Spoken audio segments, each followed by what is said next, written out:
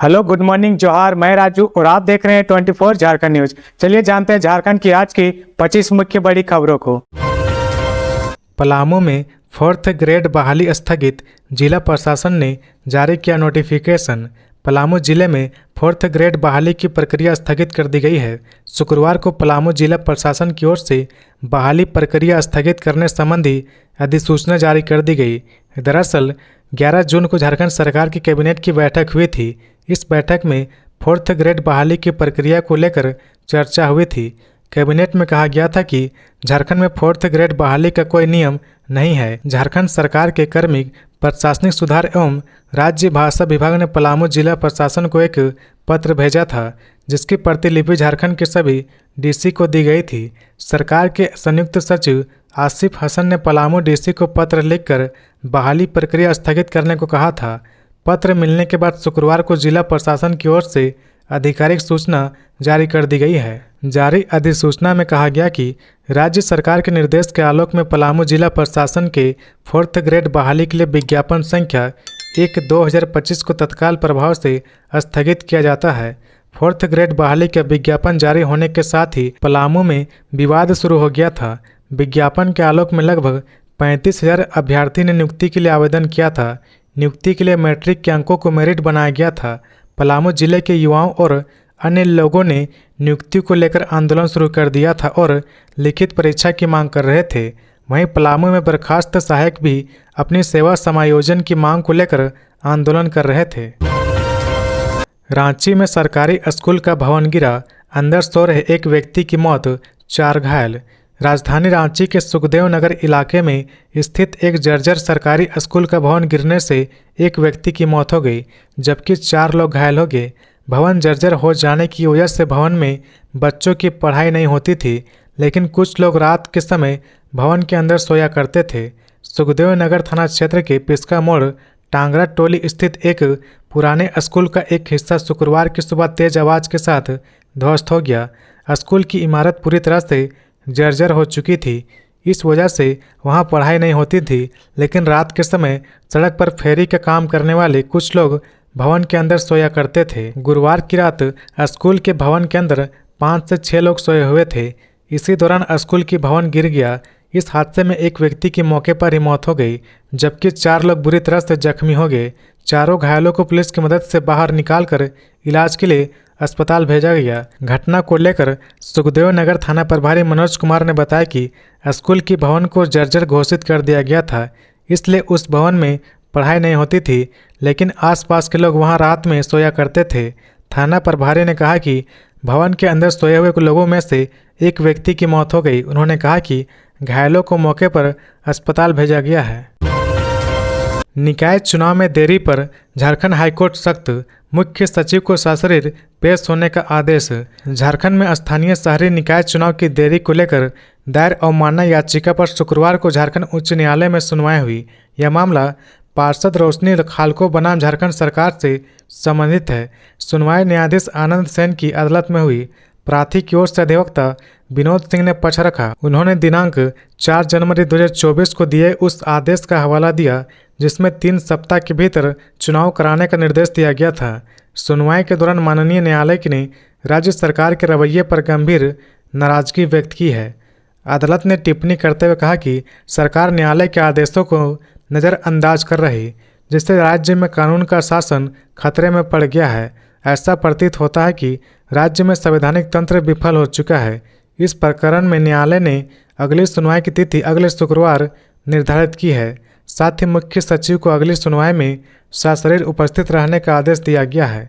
Court ने यह भी स्पष्ट किया कि उस दिन मुख्य सचिव के विरुद्ध अवमानना के मामले में आरोप तय किए जाएंगे। राजधानी रांची में बड़ा बदलाव, 2 दर्जन थाना प्रभारी का हुआ ट्रांसफर। डीआईजी सा एसएसपी रांची के द्वारा राजधानी की पुलिसिंग में बड़ा बदलाव किया गया है। राजधानी में 2 दर्जन से ज़्यादा थाना प्रभारी बदल दिए गए हैं। रांची के 1 दर्जन से ज़्यादा थानों में अब नए प्रभारी काम संभालेंगे। राजधानी में लंबे समय के बाद एक साथ 2 दर्जन थाना प्रभारी को हटाया गया है। उनकी जगह नए लोगों को मौका दिया गया है। नए थाना प्रभारी के प्रतिस्थापन और पुराने थाना प्रभारी को लाइन में योगदान देने संबंधित आदेश डीआईजी सा एसएसपी चंदन कुमार सिन्हा के द्वारा जारी कर दिया गया है। ट्रांसफर पोस्टिंग में वैसे थानेदार जिनका प्रमोशन डीएसपी रैंक में हो चुका है उन्हें भी फिलहाल साइबर थाने में भेज दिया गया है। सावधान, रांची में पांव पसार रहा डेंगू और चिकनगुनिया, स्वास्थ्य विभाग अलर्ट। राजधानी रांची में बारिश के मौसम का साइड इफेक्ट दिखने लगा है। जहां तहां पानी और कचरे का अंबार जमा होने के कारण मच्छरों का प्रकोप बढ़ने लगा है। इसके साथ ही अस्पतालों में मच्छर जनित बीमारियां, मलेरिया, डेंगू और चिकनगुनिया के मरीज भी बढ़ने लगे हैं।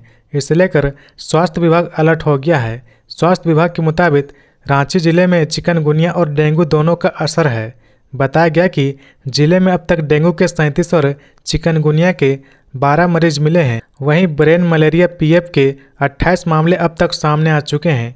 विभाग के मुताबिक पूर्वी सिंहभूम, कोडरमा, रामगढ़, देवघर, पलामू, चतरा, सरायकेला में लगातार डेंगू और चिकनगुनिया के मरीज मिल रहे हैं। ऐसे में विभाग की ओर से निगरानी बढ़ा दी गई है।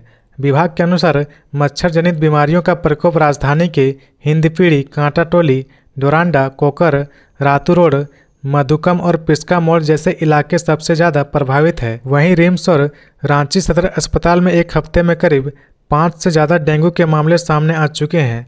हालात यह है कि 2 मरीज स्वस्थ होकर डिस्चार्ज हो रहे तो 2 नए मरीज भर्ती हो रहे, यानी औसतन 6 डेंगू के मरीज अस्पताल में भर्ती हो रहे। वहीं हर दिन संभावित मरीज डेंगू की जांच करवाने के लिए अस्पताल पहुंच रहे हैं। हेमंत सोरेन का झारखंड को एशिया के सबसे बड़े अत्याधुनिक अस्पताल का तोहफा, या बैंक देगा 1000 करोड़ रुपए। झारखंड की स्वास्थ्य सेवा के इतिहास में स्वर्णिम अध्याय जुड़ने जा रहा। मुख्यमंत्री हेमंत सोरेन के नेतृत्व में स्वास्थ्य मंत्री डॉक्टर इरफान अंसारी के पहल पर झारखंड को एशिया के सबसे बड़े और अत्याधुनिक सुपर स्पेशलिटी अस्पताल रिम्स 2 की सौगात मिलने जा रही। राजधानी रांची में बनने वाला यह 2600 बेड का विश्व स्तरीय अस्पताल एक साथ सभी मल्टी सुपर स्पेशलिटी सेवाएं उपलब्ध कराएगा। यह झारखंड को देश के मेडिकल टूरिज्म हब के रूप में स्थापित करेगा। दिल्ली में सीएम हेमंत सोरेन के साथ बैठक में मुख्यमंत्री के अपर मुख्य सचिव अविनाश कुमार, भवन निर्माण विभाग के सचिव आरवा राजकमल और पथ निर्माण विभाग के सचिव सुनील कुमार उपस्थित थे। मुख्यमंत्री हेमंत सोरेन के निर्देश पर स्वास्थ्य मंत्री डॉक्टर इरफान अंसारी ने स्वास्थ्य विभाग के अपर मुख्य सचिव अजय कुमार सिंह के साथ दिल्ली के फरीदाबाद स्थित अमृता हॉस्पिटल का दौरा कर वहां की चिकित्सक, प्रबंधन और शोध क्षमताओं का गहन अध्ययन किया। उसी आधार पर रिम्स 2 को अमृता मॉडल पर विकसित किया जाएगा। उनके साथ भवन निर्माण विभाग के सचिव आरवा राजकमल और अन्य वरिष्ठ अधिकारी भी थे। स्वास्थ्य मंत्री डॉक्टर इरफान अंसारी ने कहा, यह केवल एक अस्पताल नहीं बल्कि झारखंड की चिकित्सक व्यवस्था को वैश्विक मंच पर ले जाने वाला परिवर्तनकारी कदम है। मुख्यमंत्री हेमंत सोरेन के नेतृत्व में यह परियोजना तीव्र गति से क्रियान्वित होगी। वे मुख्यमंत्री के सपनों को धरातल पर उतार रहे। जो कार्य पिछले 20 वर्षों में नहीं हो सका उसे अब झारखंड में हकीकत बनाया जा रहा। आने वाले समय में रिम्स 2 पूरे देश के लिए स्वास्थ्य सेवा का नया मानक बनेगा। परियोजना के वित्तीय ढांचे को लेकर अपर मुख्य सचिव अजय कुमार सिंह ने बताया कि एशियन डेवलपमेंट बैंक से 1000 करोड़ का वित्तीय सहयोग मिलेगा, जबकि शेष राशि राज्य योजना मद से खर्च की जाएगी। जेएलकेएम विधायक जयराम महतो धनबाद कोर्ट में हुए पेश। झड़प मामले में आरोपी डुमरी विधायक और जेएलकेएम के केंद्रीय अध्यक्ष जयराम महतो शुक्रवार को डिस्ट्रिक्ट कोर्ट धनबाद में हाजिर हुए। मामला 27 नवंबर 2023 का है। सियालजोरी थाना क्षेत्र के वेदांता प्लांट में 27 नवंबर 2023 को मजदूर आंदोलन चल रहा था। आंदोलन स्थल पर झड़प हुई थी। इसमें जयराम महतो का नाम शामिल किया गया था। पहले यह केस बोकारो सिविल कोर्ट में एडीजे 2 के पास लंबित था। केस की सुनवाई के बाद आगे के ट्रायल के लिए स्पेशल कोर्ट धनबाद भेज दिया गया। विधायक जयराम महतो ने कहा कि इस मामले में मेरी कोई भूमिका नहीं है, ग्रामीणों के प्रदर्शन में शामिल नहीं था। इस केस के विवरण में यह बताया गया कि प्रदर्शन के दौरान बैनर में उसकी तस्वीर थी और इसलिए केस में उनका भी नाम दर्ज कर लिया गया। जयराम महतो ने इसे हास्यास्पद बताया और कहा कि भारतीय जनता पार्टी के हर एक कार्यक्रम में प्रधानमंत्री नरेंद्र मोदी की तस्वीर लगी रहती है। इसका यह मतलब कभी नहीं निकलता कि पीएम मोदी पर ही प्राथमिकी दर्ज कर दी जाए। निस्संदेह यह ग्रामीणों का आंदोलन था और उस वक्त झारखंड की आवाज़ को हम बुलंद करते आ रहे थे, जिसके कारण ग्रामीणों ने हमारी तस्वीर को बैनर में दिया था। उन्होंने कहा कि प्राथमिकी दर्ज करने का एकमात्र कारण यही था कि हमारी तस्वीर उस बैनर में थी। ग्रामीण मांग कर रहे थे कि उन्हें समय समय पर नियोजन दिया जाए। चूँकि कंपनी अन्य राज्यों से लोगों को लाकर नियोजन में रख रही थी, इसलिए इसके विरोध में ग्रामीण आंदोलन पर उतर आए थे। रांची डीसी मंजुनाथ भजयंत्री का फैसला, आज सुरक्षित जर्जर स्कूल भवन को तोड़ने के दिए आदेश, पीड़ित परिजनों को भी मिलेगा मुआवजा। सुखदेव नगर थाना क्षेत्र अंतर्गत टांगर बस्ती स्थित गिरा जर्जर स्कूल भवन वर्ष 2018 में राज्य सरकार की स्कूल जर्जर नीति के तहत बंद कर दिया गया था और उसमें अध्ययनरत छात्रों को अन्य निकटवर्ती स्कूलों में स्थानांतरित कर दिया गया था। तभी से विद्यालय भवन निष्क्रिय था और कक्षाओं में ताले लगे थे। लेकिन अब रांची उपायुक्त सह जिला दंड अधिकारी मंजुनाथ भजयंत्री द्वारा दुर्घटना में मृत व्यक्ति के आश्रित एवं घायलों को नियमानुसार उचित मुआवजा देने का निर्देश अंचल अधिकारी को दिया है। भवन की जर्जर स्थिति को देखते हुए पूर्व में ही जिला प्रशासन द्वारा इसे उपयोग के लिए अनुपयुक्त घोषित कर दिया गया था। सुरक्षा की दृष्टि से अब इसे पूरी तरह से ध्वस्त करने की कार्रवाई की जाएगी। जिला प्रशासन द्वारा स्थानीय निवासियों से अपील की गई कि वे सुरक्षा की दृष्टि से उस विद्यालय भवन के परिसर में प्रवेश न करें। भवन पूरी तरह असुरक्षित है और वहां किसी भी प्रकार की गतिविधियां करना जोखिमपूर्ण हो सकता है। गिरिडीह के पत्थर खदान में नहाने गए व्यक्ति की डूबकर मौत, शव की तलाश जारी, गांव में मातम। गिरिडीह थाना क्षेत्र अंतर्गत खटोरी पंचायत के दूनी शहर गांव में शुक्रवार को एक दर्दनाक हादसा सामने आया, जब गांव के 50 वर्षीय अर्जुन सिंह की पत्थर खदान में डूबने से मौत हो गई। बताया गया कि अर्जुन सिंह रोज की तरह अपने खेत में हल चला रहे थे। खेत का काम निपटाने के बाद वे बैल को धोने और खुद नहाने के लिए गांव के पास स्थित एक पुराने पत्थर खदान के पानी में उतरे। स्थानीय लोगों के अनुसार खदान में पानी काफ़ी गहरा था और नहाते समय अर्जुन अचानक गहराई में चले गए। पानी में हाथ पैर मारते हुए वे कुछ ही क्षणों में डूब गए। आसपास मौजूद लोगों ने जब तक कुछ समझा तब तक अर्जुन पानी में समा चुके थे। घटना की सूचना मिलते ही हिरोडी थाना पुलिस दल बल के साथ मौके पर पहुंची और शव की तलाश शुरू की। स्थानीय ग्रामीणों की भी मदद ली जा रही। घटना की जानकारी मिलते पूरे गांव में मातम पसर गया। अर्जुन सिंह अपने परिवार के एकमात्र कमाऊ सदस्य थे। उसकी मौत से परिवार पर दुखों का पहाड़ टूट गया है। पुलिस ने घटना को गंभीरता से लेते हुए जांच शुरू कर दी। मैया सम्मान योजना से सरकार को हुई आमदनी, पलामू में बैंक ने ब्याज के रूप में दिए 61 लाख रुपए। मैया सम्मान योजना से सरकार को आमदनी हो रही। झारखंड सरकार को पलामू जिले से 61 लाख रुपए का फायदा हुआ है। दरअसल बैंकों को भेजी गई योजना की राशि पर ब्याज से 61 लाख रुपए की राशि प्राप्त हुई है। पलामू जिला सामाजिक सुरक्षा विभाग ने ब्याज की राशि निकालकर सरकारी खजाने में जमा कर दी है। मैया सम्मान योजना पर प्राप्त ब्याज की राशि सरकारी खाते में जमा कराने वाला पलामू पूरे झारखंड का पहला जिला बन गया है। 14 जुलाई को बैंक को पहली किस्त के तौर पर 53,20,407 रुपये और दूसरी किस्त में 8,62,331 रुपये RTGS के माध्यम से प्राप्त हुआ है। बैंक ने सामाजिक सुरक्षा विभाग को ब्याज के रूप में 61,82,718 रुपये दिए हैं। सामाजिक सुरक्षा विभाग के सहायक निदेशक विक्रम आनंद ने कहा कि ब्याज की राशि सरकारी खजाने में जमा कर दी गई। दरअसल मैया योजना से जुड़ा सामाजिक सुरक्षा विभाग का खाता पहले एक राष्ट्रीयकृत बैंक में था। योजना की राशि राष्ट्रीयकृत बैंक के चालू खाते में थी। बाद में योजना की राशि निजी क्षेत्र के एक बैंक के बचत खाते में जाने लगी। विभाग को बचत खाते से ही ब्याज की राशि मिल रही। पलामू में मैया सम्मान योजना के 3,49,080 लाभुक है। इनके खाते में हर महीने 2,500 रुपये के हिसाब से 87,27,00,000 रुपये भेजे जाते हैं।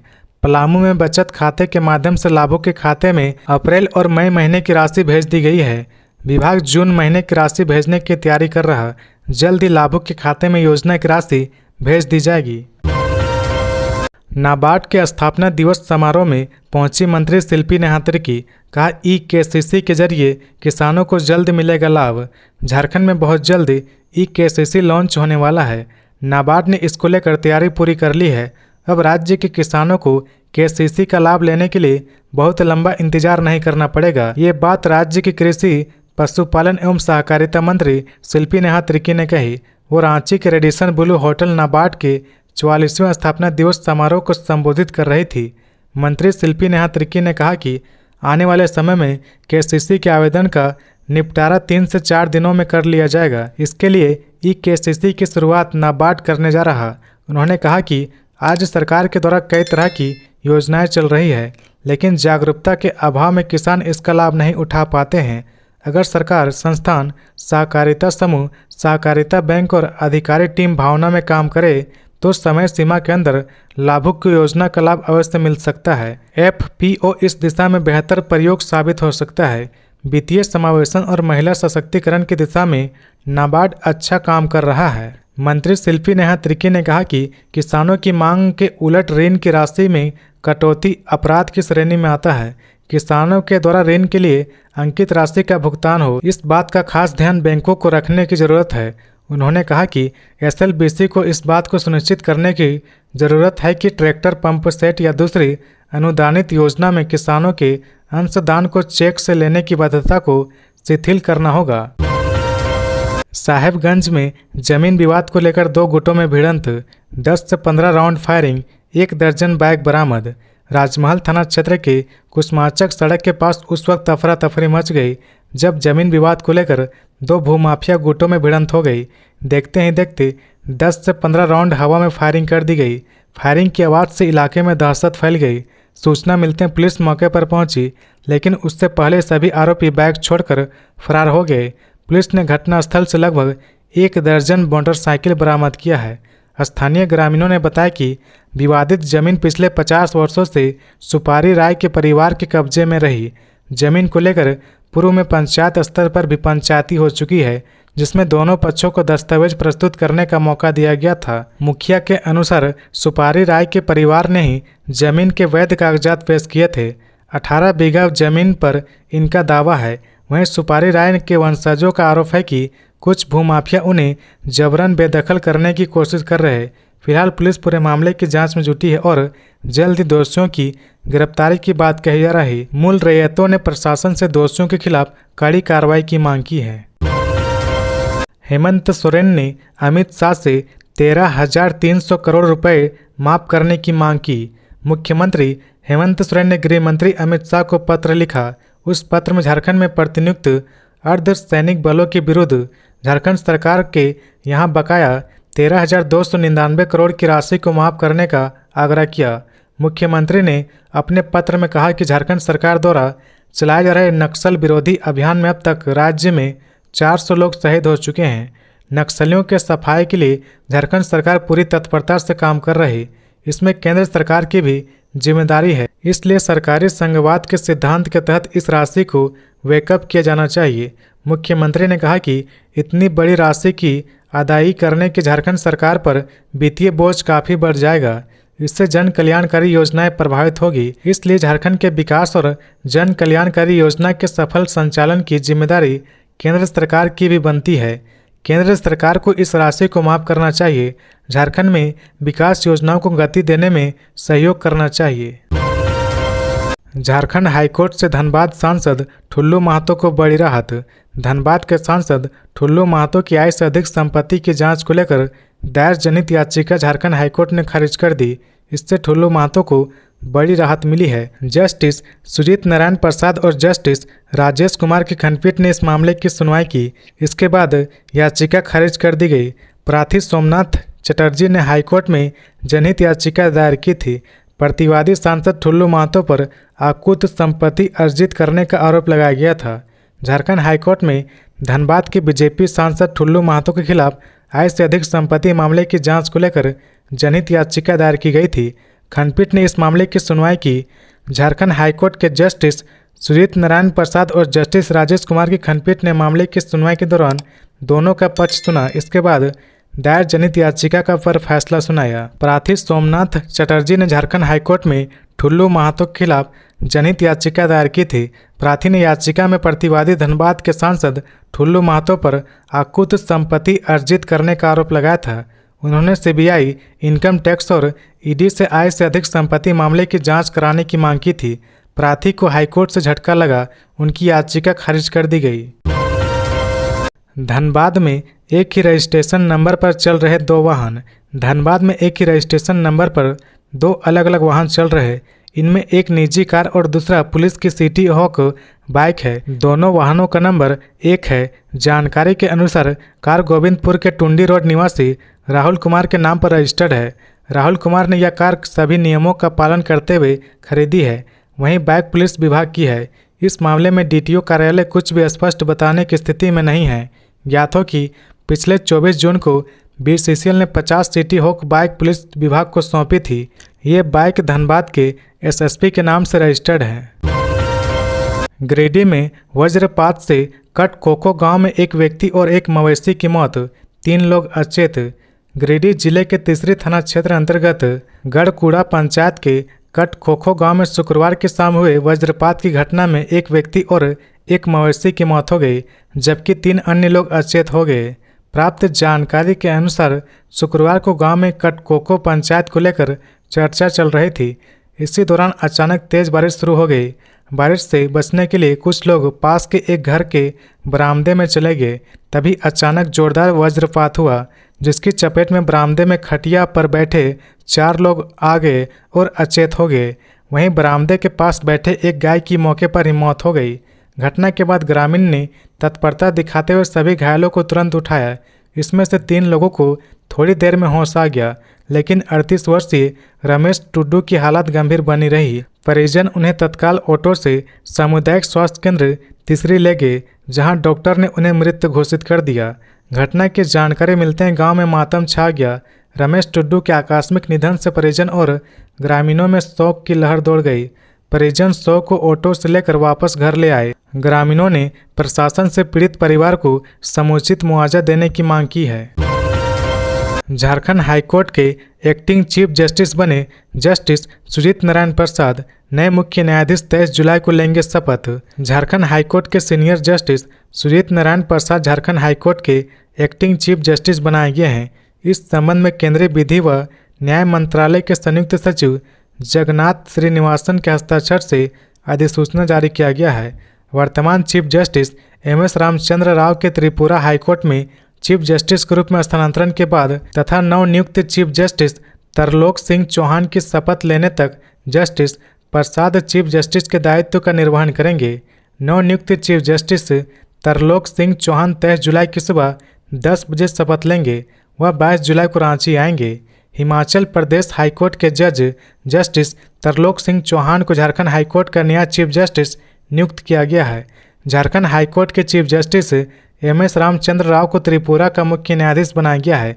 पिछले दिनों राष्ट्रपति ने नियुक्ति वारंट जारी किया था। झारखंड हाईकोर्ट के नवनियुक्त chief justice justice Tarlok Singh Chauhan ने शिमला से स्कूली शिक्षा प्राप्त की है। पंजाब यूनिवर्सिटी चंडीगढ़ से कानून की पढ़ाई की। उन्होंने 1989 में हिमाचल प्रदेश बार काउंसिलिंग में एडवोकेट के तौर पर दाखिला लिया था। वर्ष 2014 में उन्हें हाईकोर्ट के अतिरिक्त जज के तौर पर पदोन्नत किया गया था। उसी साल उन्हें अस्थायी न्यायाधीश नियुक्त किया गया था। जमशेदपुर में राइट टू एजुकेशन के तहत निजी विद्यालय में आरक्षित सीटों पर नामांकन के लिए हुई लॉटरी। जमशेदपुर के DC कर्ण सत्यार्थी के निर्देशानुसार समारालय सभागार में निजी विद्यालय में आरक्षित सीटों पर नामांकन के लिए द्वितीय चरण की लॉटरी प्रक्रिया संपन्न की गई। कुल 697 आवेदनों में से 192 सीटों पर नामांकन को लेकर द्वितीय चरण की सूची तैयार की गई। लॉटरी प्रक्रिया में 28 ऐसे विद्यालय को शामिल किया गया जिनमें निर्धारित सीटों से अधिक संख्या में आवेदन प्राप्त हुए थे। इन विद्यालय में सार्वजनिक रूप से पारदर्शी तरीके से लॉटरी के माध्यम से चयन सूची तैयार की गई।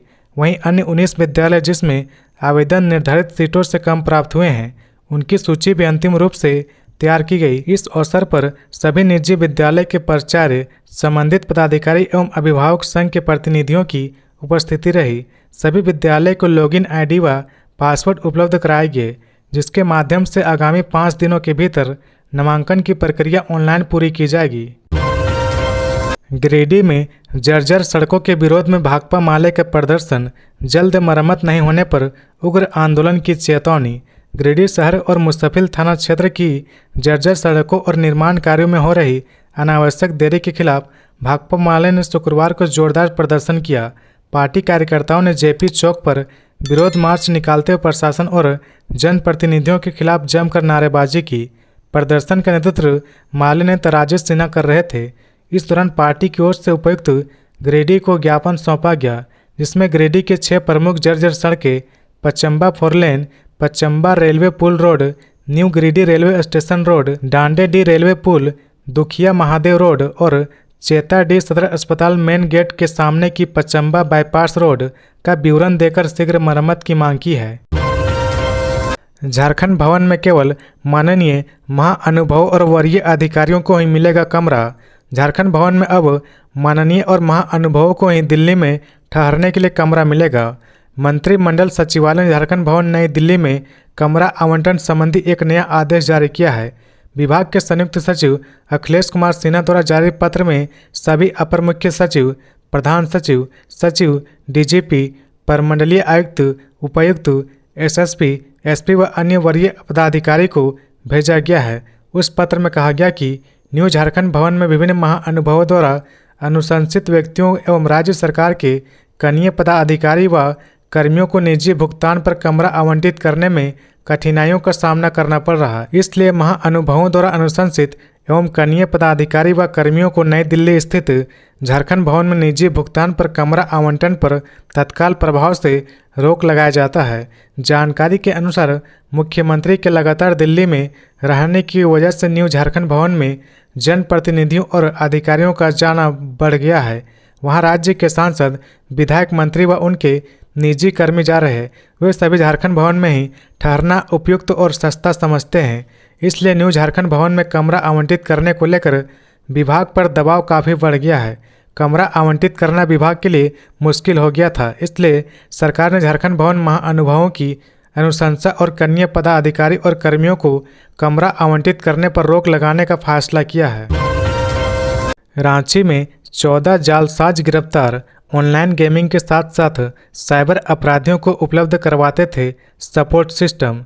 डीआईजी सह रांची एसएसपी चंदन कुमार सिन्हा को मिली गुप्त सूचना के आधार पर साइबर अपराधियों को सपोर्ट सिस्टम देने वाले एक बड़े गिरोह का खुलासा किया गया है।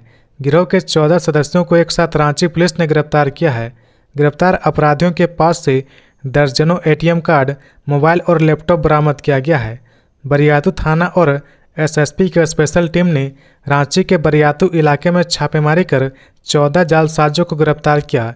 यह गिरोह क्रिकेट में सट्टेबाजी से लेकर कई तरह के ऑनलाइन गेमिंग में शामिल था। गिरफ्तार अपराधियों से पूछताछ में पुलिस को कई अहम जानकारियां मिली है, जिसमें बताया गया कि बेरोजगार युवाओं को 15 से 20 हज़ार रुपये प्रत्येक महीने देने की बात पर काम पर रखा जाता था।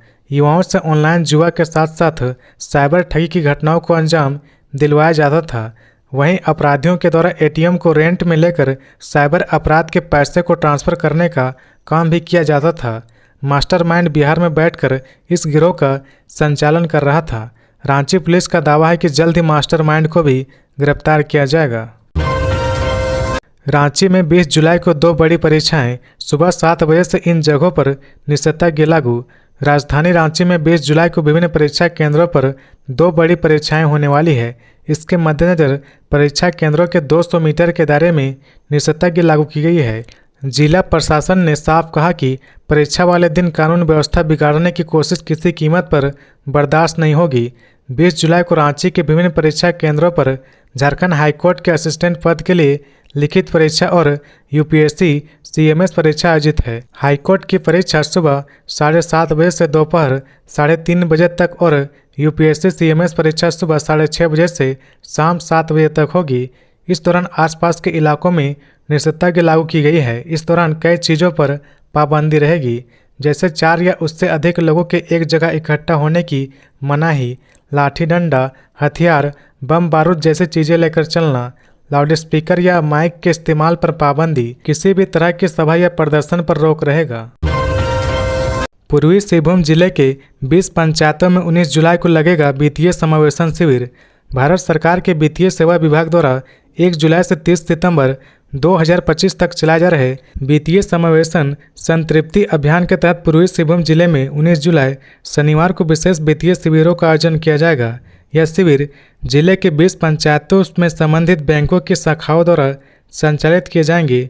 इस अभियान का उद्देश्य नागरिकों को बैंकिंग सेवाओं से जोड़ना और सामाजिक सुरक्षा योजनाओं में अधिकतम नामांकन सुनिश्चित करना है। इस अभियान के तहत शिविरों में नागरिकों को कई वित्तीय सेवाएं प्रदान की जाएगी। इसमें निष्क्रिय जनधन खातों का पुनः KYC, नए जनधन खातों का खोलना, प्रधानमंत्री जीवन ज्योति बीमा योजना, प्रधानमंत्री सुरक्षा बीमा योजना और अटल पेंशन योजना में नामांकन, खातों में नामांकनकर्ता जोड़ने की सुविधा और साइबर सुरक्षा एवं डिजिटल लेन देन संबंधी जागरूकता शामिल है। इन सेवाओं का उद्देश्य लोगों को बैंकिंग प्रणाली से जोड़कर उनकी वित्तीय सुरक्षा और सुरक्षा योजनाओं के बारे में जागरूक करना। मरीज को ऑटो से अस्पताल भेजने पर बाबूलाल मरांडी का इरफान अंसारी पर हमला, कहा यह स्वास्थ्य विभाग की हकीकत है। नेता प्रतिपक्ष बाबूलाल मरांडी ने एक बार फिर झारखंड सरकार पर निशाना साधा है। उन्होंने कहा कि सड़क पर घायल व्यक्ति के लिए एम्बुलेंस की व्यवस्था कराने के बजाय स्वास्थ्य मंत्री ने उसे टेम्पो में लाद कर अस्पताल भेजा। इससे अधिक शर्मनाक स्थिति और क्या हो सकती है। उन्होंने कहा कि एयर एम्बुलेंस का ढोल पीटने वाली सरकार हकीकत में केवल फर्जी विज्ञापनों से अपनी वाहवाही लूटने में लगी है। झारखंड की स्वास्थ्य व्यवस्था इतनी जर्जर हो चुकी है कि खुद मंत्री और मुख्यमंत्री भी अपने या अपने परिजनों का इलाज राज्य के अस्पतालों में करवाने का साहस नहीं कर पाते। दरअसल नेता प्रतिपक्ष बाबूलाल मरांडी ने एक वीडियो रीशेयर किया है। उस वीडियो में देखा जा रहा है कि स्वास्थ्य मंत्री डॉक्टर इरफान अंसारी एक घायल व्यक्ति को ई-रिक्शा में बैठाकर अस्पताल भेज रहे हैं।